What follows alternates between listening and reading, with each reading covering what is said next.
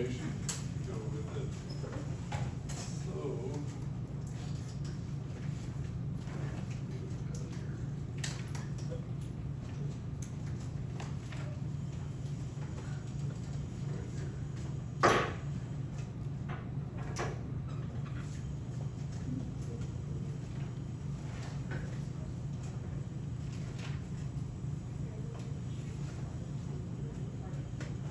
see what we got here.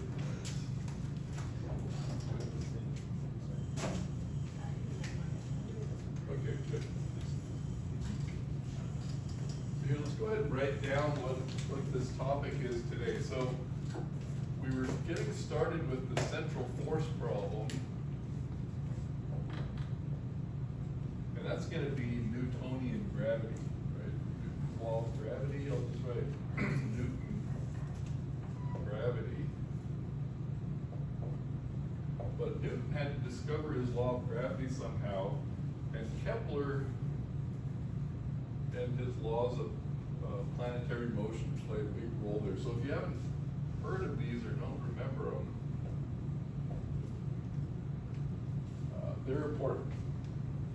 So anyway, Kepler is around 1600, late 1500s, 1600s, contemporary of Galileo. So anyway, we're talking about planetary orbits, and I'll just do just a couple of words here. So we have to start with the geocentric system, right? Geocentric is the idea that all the heavenly bodies orbit Earth, right? And that system was actually built out to a very sophisticated level. And then you have the heliocentric idea promoted by Copernicus. Okay, so these things you can look up and do all kinds of interesting reading on. So the heliocentric model of the solar system would be due to Copernicus. And then we have an astronomer named Tycho Brahe. So you guys could look these things up, supply some dates and so forth. He's up in Denmark. And he had the best observational data of the motions of the planets. Before the telescope was invented, it's really large quadrants and things like that. Okay, really large instruments. So Tycho Brahe has the data that then Kepler finally uses. So Kepler, Johann Kepler, evaluates Tycho Brahe's data after Tycho Brahe had died, in fact. So Kepler analysis of Brahe's data. And Kepler is able to, he tries for a long time to fit circles, fit ovals, fit this, that, and the other. He finally is able to fit the data for the planetary orbits, I think with Mars first. He's able to fit them to ellipses. And the word is that he, cracked open a book of ancient mathematics where the conic sections were dealt with, right? Conic sections, parabola, ellipses, and circles, and so forth. And he fits them to ellipses. So the first law of planetary orbits is that the orbits of the planets are ellipses. Planetary orbits are ellipses, and the sun is at the focus of one of the foci of the ellipse. So let's just write this down, and then I'll demonstrate a little bit.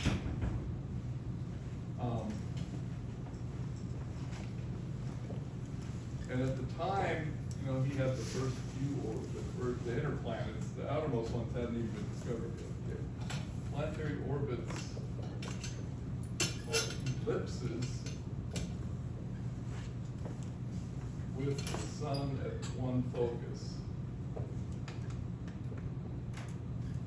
So this allows us to get a demonstration of the ellipse as an ellipse and circle. Okay. So we have a magnetic board, that helps us. So I'm going to go ahead and erase what's over here. We're going to look at the ellipse for a moment. Good. It's got to go.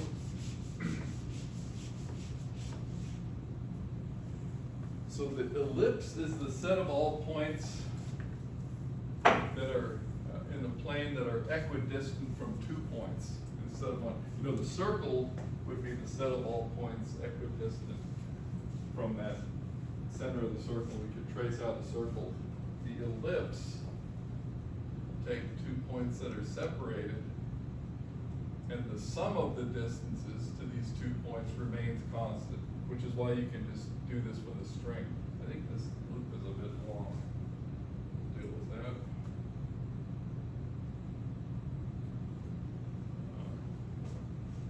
So here we go. Okay, who's done this before? Okay. So we'll do a few of these. But yeah, the sum of the distances to these 2 points is going to remain constant. So if we trace this out, we get the ellipse.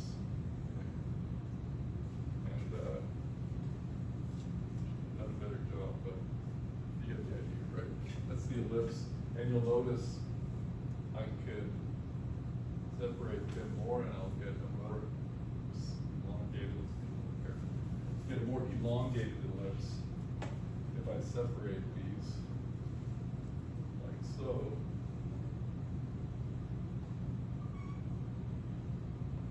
And we could even do an even more elongated one at some point. Okay. Those are ellipses. And let's do another more official one. These 2 points given by my magnets are the foci. Okay, so we've got a focus. And let's go ahead and trace this one out, and then we'll put the foci there. Got to be more careful. And then we can actually label this thing. So we can construct a nice one. I'm going to label it. Okay, so you're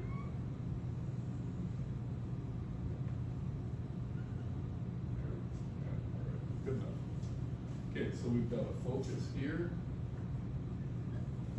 and we've got a focus here. And what Kepler found was that you could have the sun at one of these foci. We call that the sun. There's nothing there. And the orbit of the planet is like this. It's orbiting the sun. You know, this could be Mars. This could be the sun. And this is much exaggerated, by the way. Okay. This is exaggerated for the planetary orbits. Maybe some of the outer planets, Pluto swings a lot wider. But let me show you that if the foci are very close together, make sure the string's not too long. I'll shorten it a bit more. If the foci are not, or if they're very close together, as in this example here,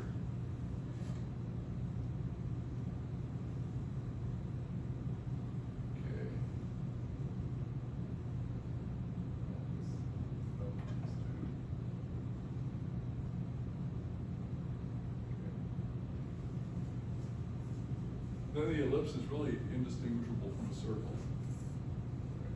If I were to erase these 2 foci, you'd say, yeah, you drew a pretty good circle, right? So when it comes to our planets, Earth, Mars, etc., you're talking about ellipses that are very close to the circle. Okay? But apparently not close enough, because the data were sufficiently accurate that Kepler, you know, he tried to do a circle, it didn't work. So we had to look. So even though this is so exaggerated, it's very useful, because it turns out that comets and other objects can have very wide elliptical orbits. Okay? And so a comet on this scheme of things, so if this is Mars or something, comet would be coming from really far out and would have a very narrow orbit by comparison. So good, those are the planetary orbits, ellipse of the sun at one focus. Those are the two foci. Yeah, we'll leave it at that. We could look up a lot more about this. I'll say one thing here. Let's go ahead and label this one. So this one here, we got the sun at one focus. If this were an XY axis, then the equation of this thing would be x squared over a squared plus y squared over b squared equals 1. And then this would be the semi-major axis, like 2 times a. And this would be the semi-minor axis, the y-axis, 2 times b, okay? So you guys have seen the equation of the ellipse, and we're gonna actually have to see a different form of the ellipse as well. But yeah, semi-major axis, semi-minor axis, very exaggerated version of this, but that's fine. We're gonna have to find the polar form of this equation later on, okay? But for now, this is our ellipse. What else? Good, that'll work. So now the second law that Kepler found was that, I'll just put here, it's called the law of areas. And it's that this radius vector here sweeps out, as the planet orbits the sun, it sweeps out equal areas in equal times. So this radius vector, you can say there's a time here when it sweeps out, say we have this area right here, okay? And this takes a certain time for this planet to sweep out that area. Equal areas, equal times means that over here, that might be the same area of this shortened section. So equal areas and equal times. And that of course means that when the planet is closer to the sun, it's moving faster. So law of areas, we'll just say the radius vector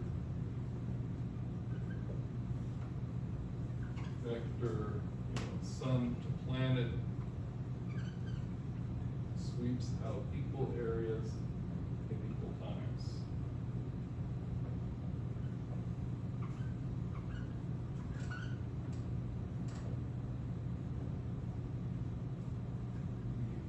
Okay, so that's Kepler's second law of orbits. And again, he had the first several planets closest to the sun. Good. What about the third law? Third law over here.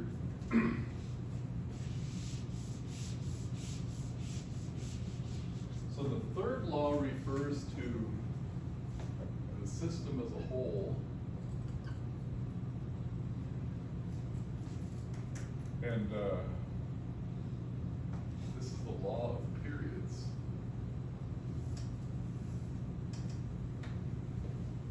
And that is that so let t equal period of orbit. For example, period of Earth's orbit is 1 year. And A is the semi-major axis.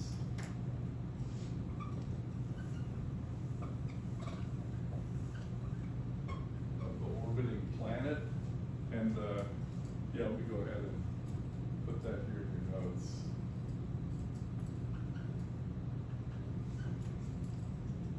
Semi-major axis A, then t squared divided by a cubed equals a certain constant for the entire solar system. So So every planet, the period squared divided by the center semi-major axis cubed is constant for the entire solar system.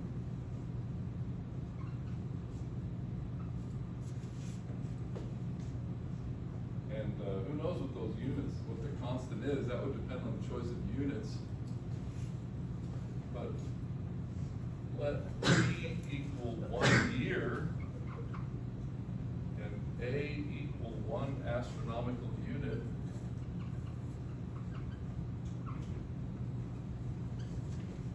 Then what would that constant be equal to?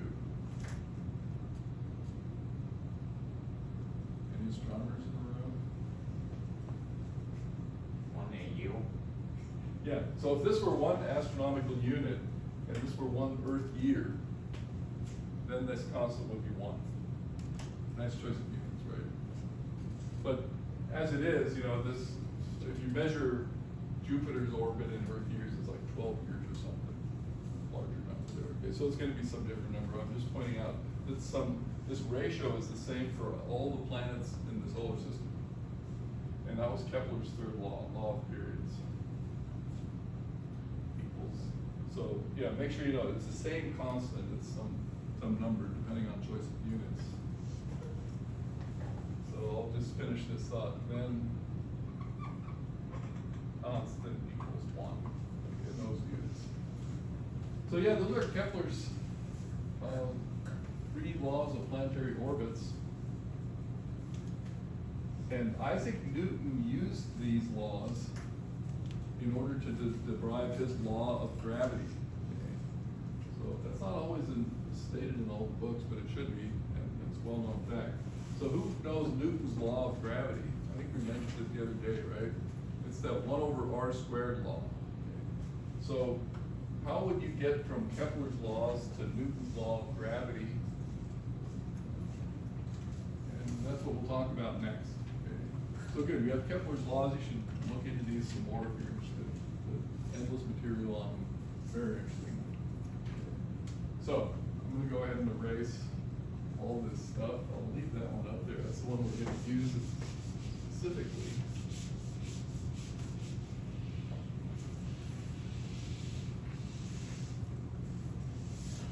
Okay.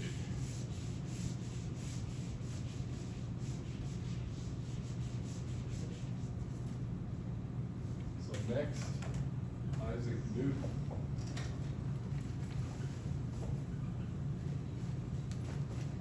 He was born the same year Galileo died. That's migration of souls. So how did he discover the law of gravity? There's actually a funny story about that, and it's not totally wrong. He's sitting under a tree and the apple falls on his head. So is that significant? Actually, why not? Okay. So if you're sitting under a tree and an apple falls on your head, he's reading a book.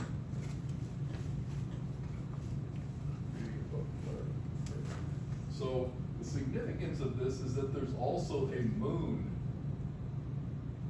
in the sky. And the idea is that the fall of the apple and the fall of the moon, so to speak, are the same law. So apple and moon obey the same law of motion and interaction.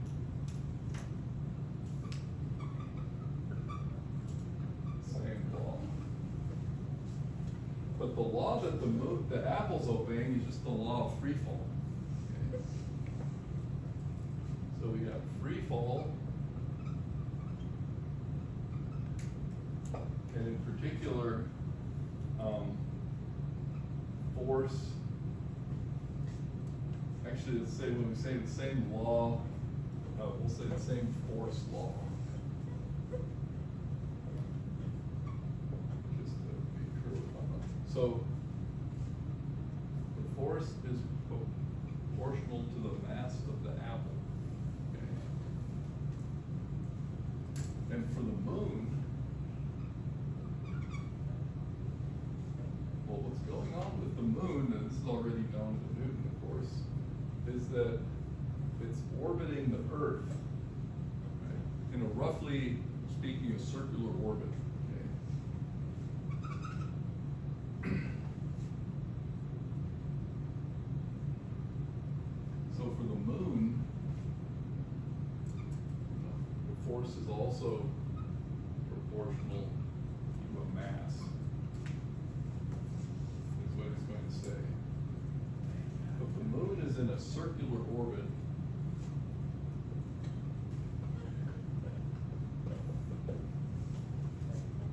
So the moon's in a circular orbit, so we would say that the force is the mass of the moon v squared over radius of orbit. Can I already say that? I could have said force is mass times acceleration, that's Newton's law, but then we already know it's a circular orbit, so it's going to be a centrifugal acceleration. So he's got that, and now all we have to do is fill in something missing here. Actually, okay, we'll stay with the capital N. Doesn't matter. Now we'll go with lowercase n.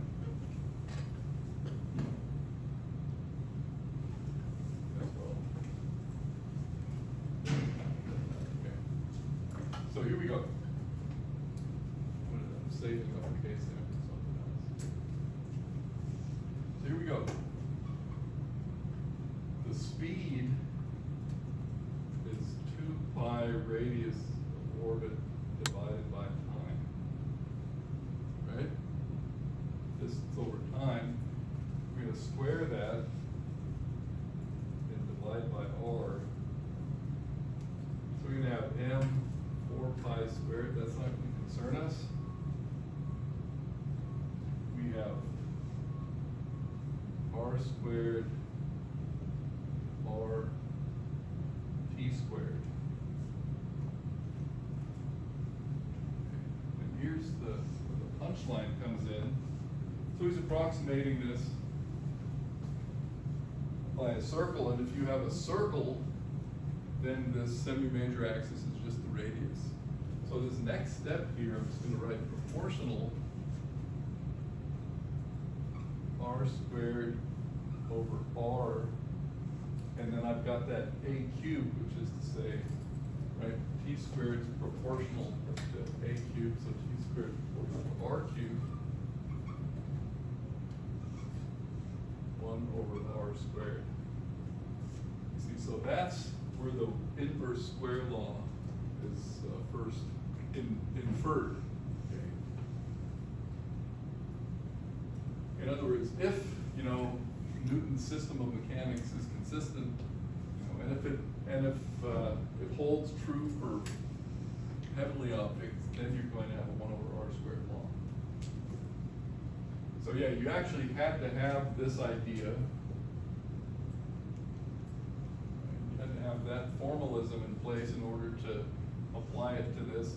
But the significance of this was, before Newton, this terrestrial law and this celestial law were just completely different. They were not associated with each other. Right? These were different realms. This is the realm of the heavens and orbits, and this is things flying around the backyard. Okay? So by associating the two with each other, or insisting on their identity, then he's able to get this law here. But that's not a proof yet. That's not a proof because it's just a consistency thing. It's an application of Kepler's third law.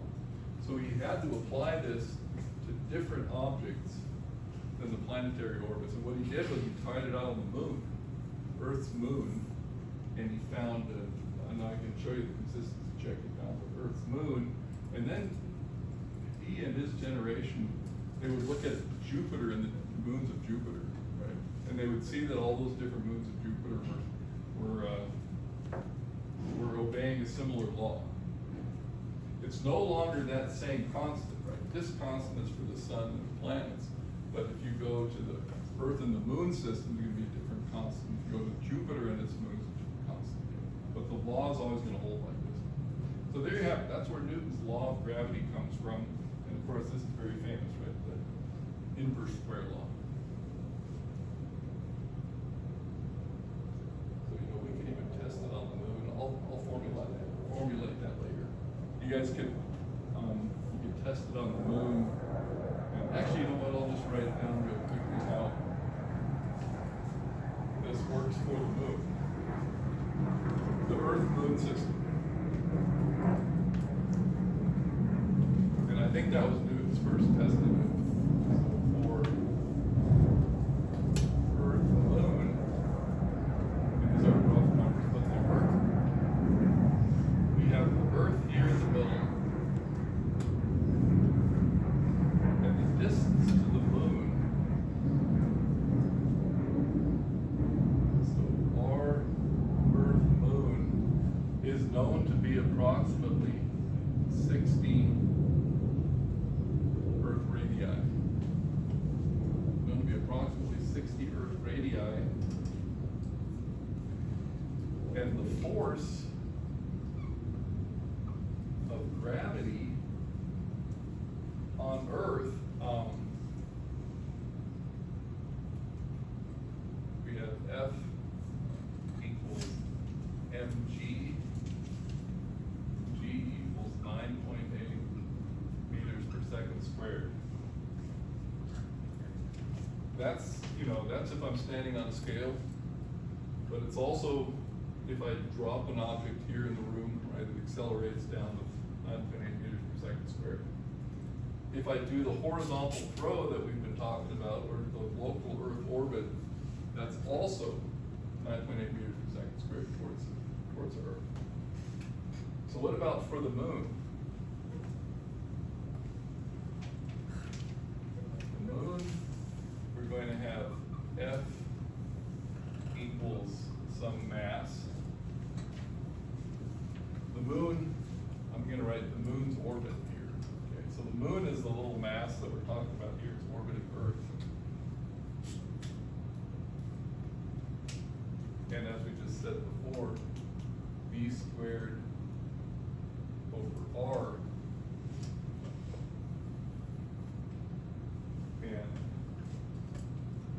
And I'll assign this as a homework. It should come out. Use v equals 2 pi distance Earth to moon over t. Use t equals 27 days.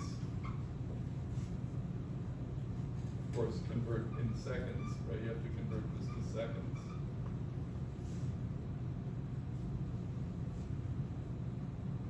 And r, distance Earth moon, approximately 60 radius of Earth, which is 66.37 times 10 to the 6 meters.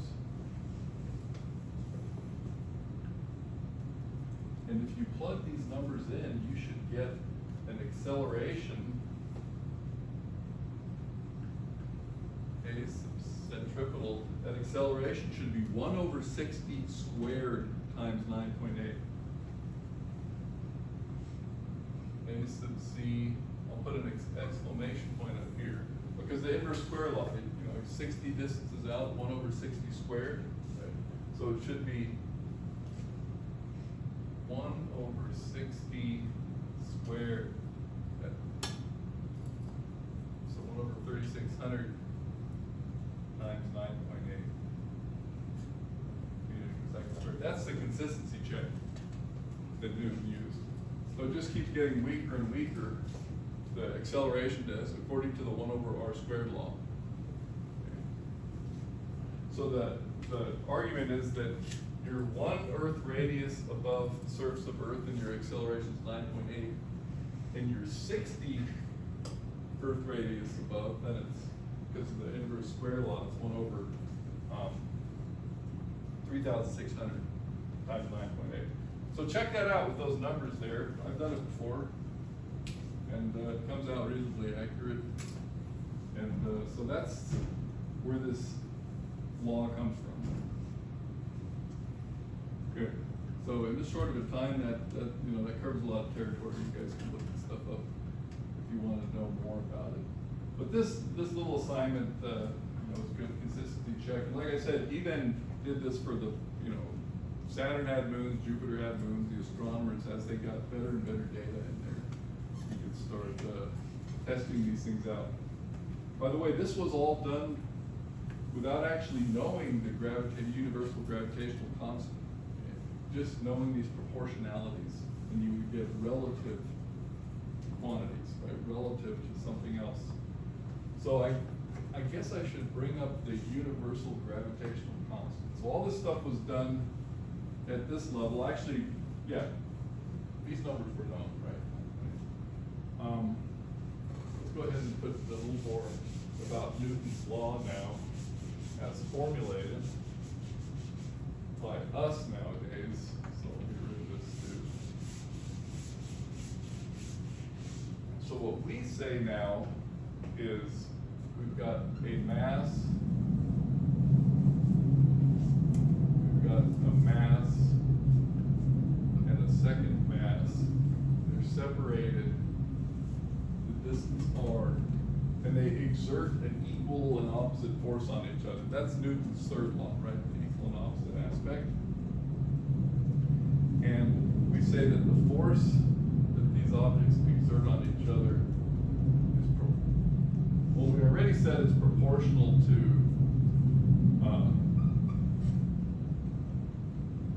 actually, here's what m1, m2 over r squared. We have that from the prior discussion along with Newton's third law. But to find out what that proportionality constant is, there was another experiment necessary. So this is the one that we would use. Proportional to the product of the two masses, inversely proportional to the square of the separation distance. There's a proportionality constant whose units are going to be Newton meters squared per kilogram squared, for whatever that's worth, per kilogram squared. And the units of the constant, and nobody knows what that constant is yet, what its value is.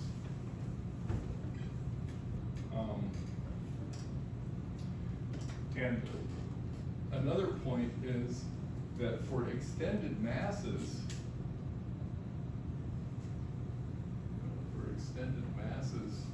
you have to take the center of each mass. And this law will also hold true for uniform mass distributions. That has to be demonstrated. For the moment, this is for point masses, but Earth and Moon are not point masses. So there's some interesting stuff to actually prove that it's true for spherically symmetric masses. If you had an elongated mass, say instead of two spheres, you had some mass like that, then it wouldn't be enough just to take the center of that thing, the center of mass. There would actually be corrections to Newton's law that you would do with an expansion, a series expansion. So we'll get to that as well. So right now, this is for point masses. So let's see. So the last thing we should discuss is how this gravitational constant was determined. I think it's 6.67 times 10 to the minus 11. That's the kind of thing you can look up. You don't have to memorize. Meters squared per kilogram squared. Anybody know the name of the guy who discovered this value? Cavendish? Have you ever heard of the Cavendish balance? I'll describe it to you. So, turns out all the astronomical data were not giving you, they're always giving you relative masses, relative forces, so they weren't giving you the actual gravitational constant. In order to find this, a laboratory experiment had to be done. You actually had to take two chunks of lead or something and somehow figure out how you could measure their attractive force to each other. And it's very weak, so that took some doing. So I'll mention that as well.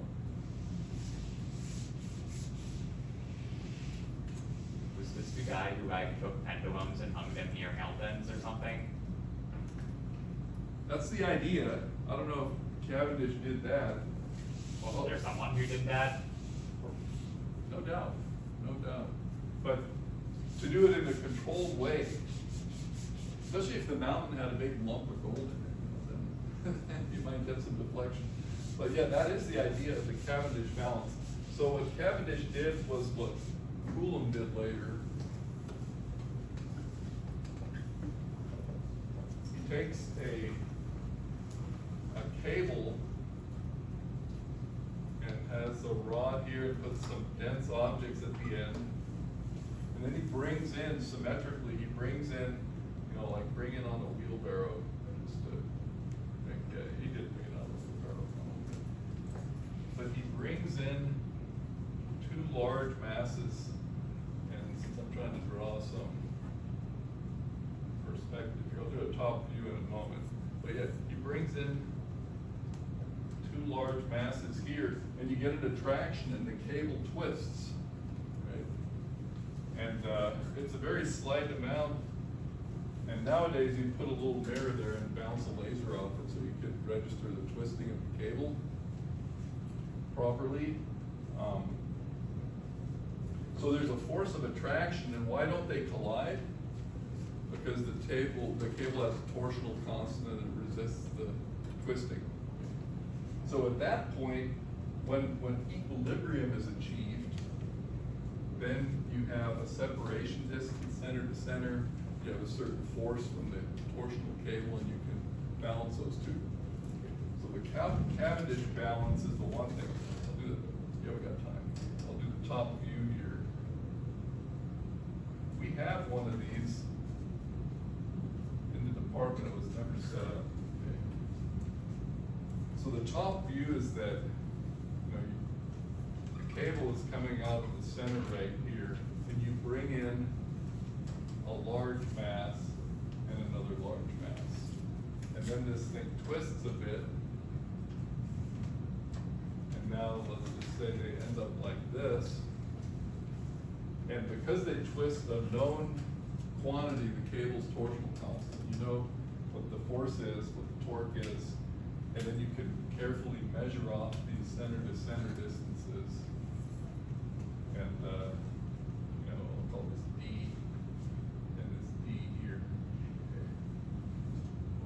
Now, a more transparent one was done by someone named Yawley. So the Cavendish balance, you guys, again, look one of those up and Yawley. This one is actually transparently understandable. So here the idea is you've got a balance, and you've got these two masses here, M, you've got symmetry, and this time you do wheel in on the wheelbarrow, this big lump here, draw the wheelbarrow too, okay. You bring in this large capital M, and what happens is, of course, you get a little bit of tippage, right? Tips like that, so there's your gravitational effect, and then what you do is you restore it to the original by doing M plus a little delta M. Or you add, I'm just going to write, add delta M, and then you restore it back into line. The reason this is so transparent is because now you have these separation distances. I'll just call this D, center to center. Well defined, you know, totally symmetric, it's balanced. You have M plus delta M. And what you can then say is this delta M times G is equal to this G M over D squared, right? By having it, you know, it tipped here by attraction, you restored it, and so you restored it with exactly mg over here, and therefore that's how strong the gravitational force is. These are really difficult to do, okay? Because they're so sensitive to the slightest breeze, the slightest anything. Cavendish had his locked up in a little room, and he'd observe from a telescope from outside, right?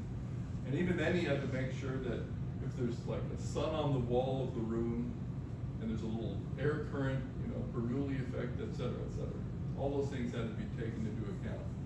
But it works, okay? So I can finish with what you're able to get out of this at delta M to restore original equilibrium. That's the idea. So yeah, this one's transparent. Cavendish idea is transparent too, but okay. So Cavendish claimed he's used this to weigh the Earth. So he's able to figure out, really what he was saying is he could figure out the mass of Earth for the first time. Because even if you knew the size of Earth, you don't know its mass, you don't know what it's made of. You don't know it has an iron core or what have you. Yeah. And I suppose if you had the radius of Earth and the gravitational constant and, your own mass, you would get the mass of Earth, right? That's exactly what we're gonna do. But before you had the gravitational constant, you couldn't get the mass of Earth. Because if you could take a spade full of rock or something, right, and take that as the average density, but if you really know that that's the average density.